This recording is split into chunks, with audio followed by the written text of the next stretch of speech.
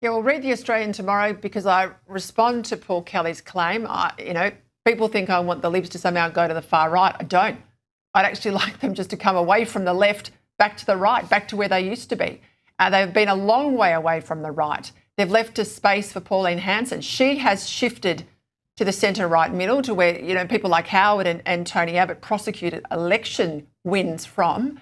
And I think it's going to leave the Liberals, unfortunately, homeless unless they take this ground back and they take it back on policy. It's not the revolving door of leadership that fixes a mess like this.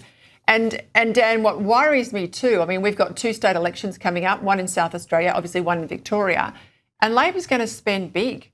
And when the RBA governor talks about rampant out of control government spending, she's not just referring to Jim Chalmers and Jimflation. She's talking about the terrible debt in Victoria.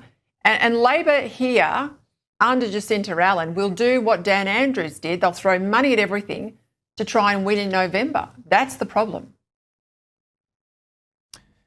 It is, and the same is the case in South Australia, where debt is ramping up big time and big spending promises, particularly on housing, where Albanese was the other day to make another housing commitment on behalf of the long-suffering taxpayers of Australia. But obviously government spending is one of the key drivers of the inflationary problem we have. And we've talked about this a couple of times before. The only way the country is going to get out of these economic problems that we have is either through cutting spending or growing the economy. And this government does not have a growth agenda. It has a redistributionist agenda. It has no pro-economic growth policies whatsoever.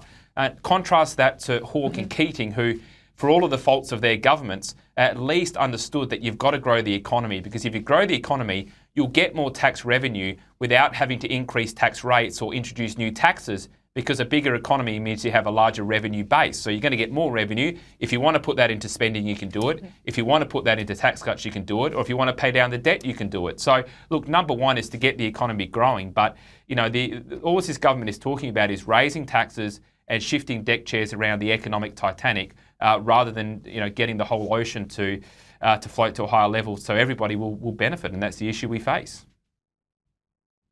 And case in point, they're going to go after capital gains tax. None of the guys asked about it today from the Labor front bench could rule that out. They call it reform.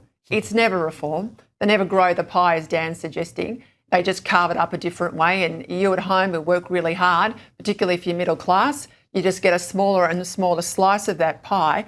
And then we get that revelation too, James, about their net zero fund, a $5 billion fund, and the financing rate of return on projects is something like 1%.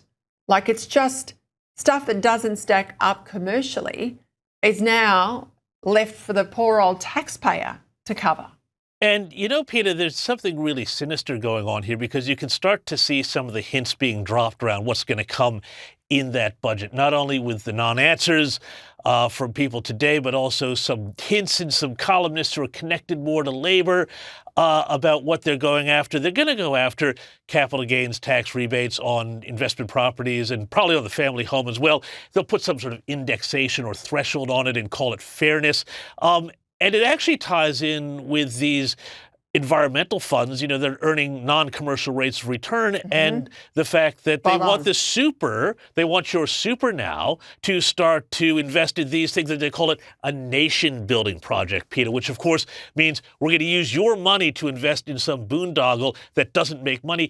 Because in both circumstances, whether you have an investment property or a family home or a nice pile of super that you've worked hard to accumulate, it all comes back to the Albanese philosophy. And he can talk like a centrist all he wants, but this is the man who likes to fight Tories.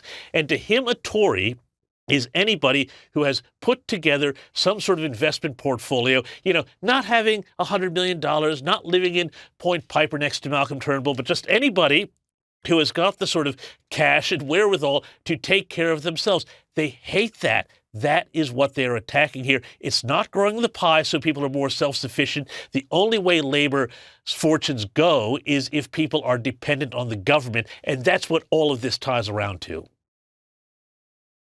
The whole philosophy is to drag everyone to the same level. Lowest common denominator, make you as dependent as possible on the state, and then you're beholden every election, whether you like it or not, to vote for Labor just to financially survive. That's the long game, and they're playing the Libs off a break.